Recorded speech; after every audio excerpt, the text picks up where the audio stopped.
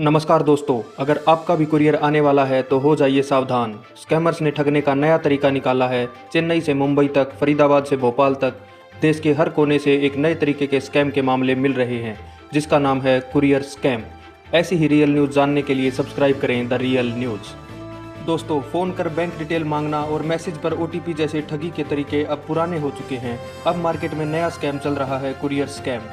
मुंबई समेत देश भर के कई हिस्सों में कुरियर स्कैम से जुड़े मामले सामने आए हैं। ताज़ा मामला मुंबई के विक्रोली की राम्या का है। 15 नवंबर को इन्होंने ऑनलाइन सामान खरीदे। पार्सल कंपनी से इनका सामान आना था, पर टाइम पर जब पार्सल नहीं मिला तो राम्या ने कंपनी का नंबर ढूंढकर कॉल किया और देरी की वजह पूछी। इसके बाद राम्या को एक ऐप डाउनलोड करने के लिए कहा गया, जिसके जरिए 68,000 की ठगी की गई। राम्या को जब ठगी का एहसास हुआ तो उसने विक्रोली के थाने में केस दर्ज कराया। इस प्रकार की ठगी का शिकार होने वाली राम्या अकेली नहीं है। पिछले साल नवंबर में नजफगढ़ से पंकज भी इसी तरह की ठगी का शिकार हो चुके हैं।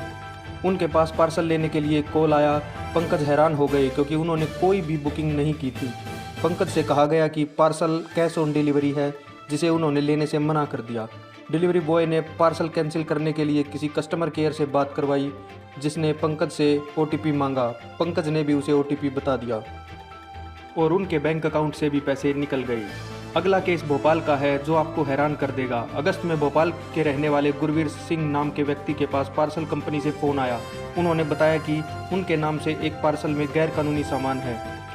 स्कैमर ने खुद को इंटरनेशनल कुरियर कंपनी का कर्मचारी बताया और पुलिस में शिकायत दर्ज कराने की धमकी दी, जबकि गुरवीर ने ऐसा कोई पार्सल आने से मना किया तो उसने साइबर अपराध की धमकी देते हुए कॉल किसी दूसरे के पास ट्रांसफ़र कर दी। इसके बाद स्कैमर ने खुद को साइबर पुलिस अधिकारी बताते हुए गुरवीर के खाते से करीब 1 लाख रुपए की अवैध ट्रांजैक्शन की बात कही और अवैध काम करने का आरोप लगाया।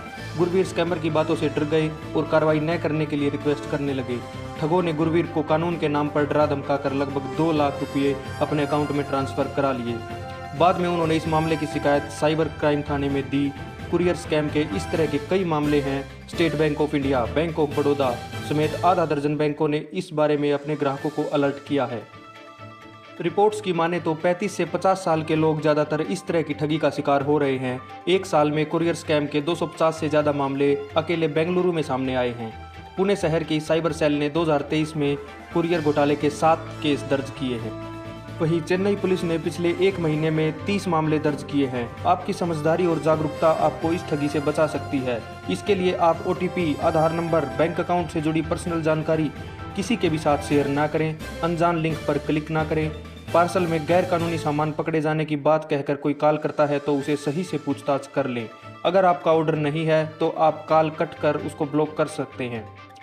ऑर्डर रिसीव करने, कैंसिल करने या पेमेंट करने के लिए भेजे गए किसी लिंक पर क्लिक करने से परहेज करें।